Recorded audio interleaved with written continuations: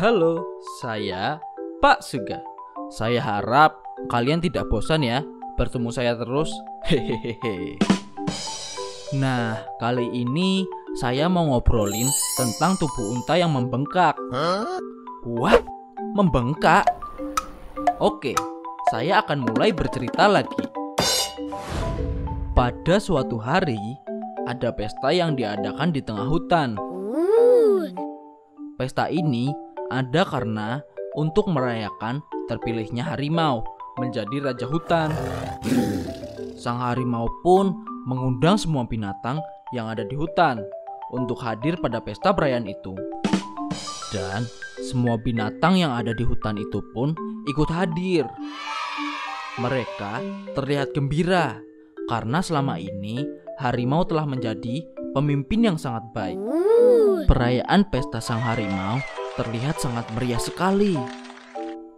Semua binatang yang hadir itu juga ikut beraksi, menunjukkan diri dengan kebolehannya masing-masing.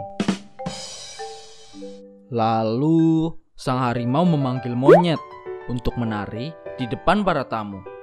Karena selama ini monyet dikenal sangat pandai menari. Monyet pun maju ke depan dan memberikan hormat serta senyuman paling manisnya kepada binatang lainnya yang hadir. Monyet pun mulai menari dengan diiringi suara nyanyian burung yang merdu. Tak hanya burung saja yang menyanyi, binatang lainnya pun juga ikut menyanyi. Tarian monyet membuat binatang lain terpukau kagum, memuji keindahan tarian si monyet, termasuk sang harimau. Akan tetapi, ada satu binatang yang merasa iri melihat semua binatang lainnya hampir memuji monyet. Dia adalah si unta.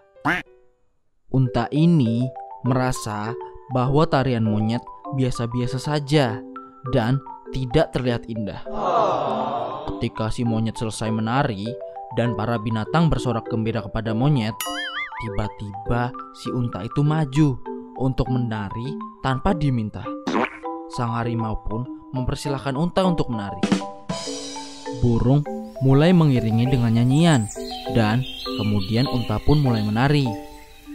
Tetapi karena tubuhnya yang besar, bukan tarian indah yang ia tampilkan, melainkan gerakan-gerakan yang terlihat konyol. Saat unta mengangkat satu kakinya, tiba-tiba dia terjatuh mengenai sang harimau. Sang harimau pun marah karena ia hampir saja terluka karena ulah si unta.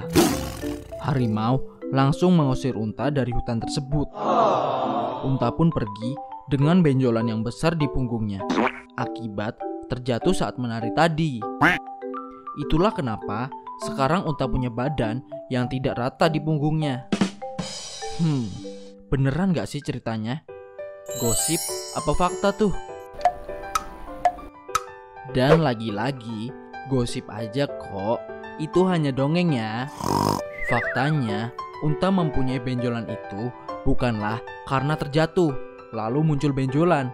Akan tetapi, unta memiliki benjolan itu sejak lahir, dan benjolan itu biasa disebut punuk.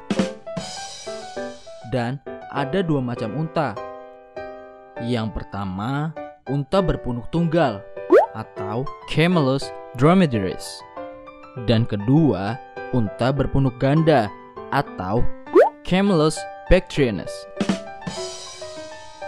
Lalu, kenapa unta mempunyai benjolan di tubuhnya?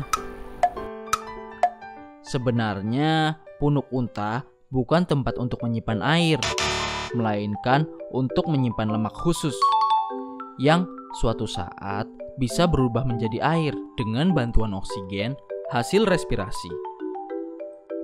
Ya, seperti yang kita ketahui, unta kan hidup di padang pasir yang memiliki range temperatur udara yang mampu membunuh mayoritas makhluk hidup. Karena di padang pasir sangatlah susah mencari makan dan air. Jadi, disinilah punuk unta berfungsi, sehingga mampu untuk tidak makan dan minum selama beberapa hari. 1 gram lemak yang ada di punuk unta bisa diubah menjadi 1 gram air. Itulah sebabnya unta bisa berpuasa berhari-hari. Keren ya?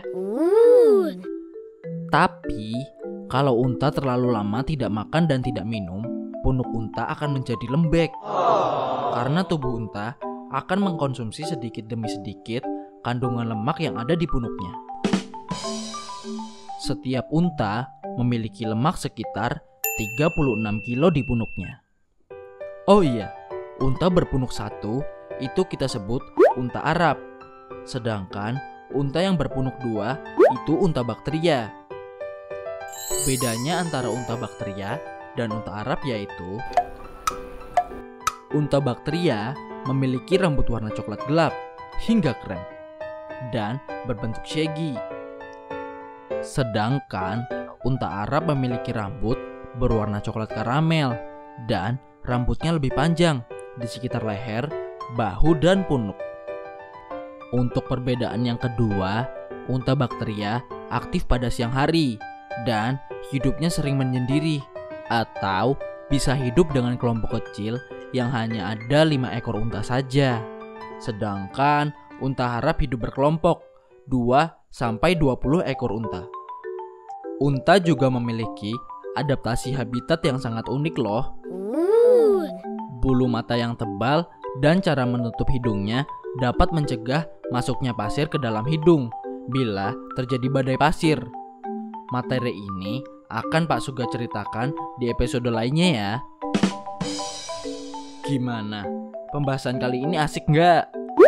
Sekarang Pak Suga mau tanya, sebutin makanan favoritnya unta. Kalau Pak Suga sih makanan favoritnya tempe goreng, murah dan berkhasiat. Hehehe. Nah, itu dia beberapa gosip dan fakta tentang punuk yang terdapat pada tubuh unta. Kalau video ini bermanfaat, jangan lupa untuk like dan share ke teman-teman ya. Thank you and I love you semua makhluk hidup dari Nenisaurus.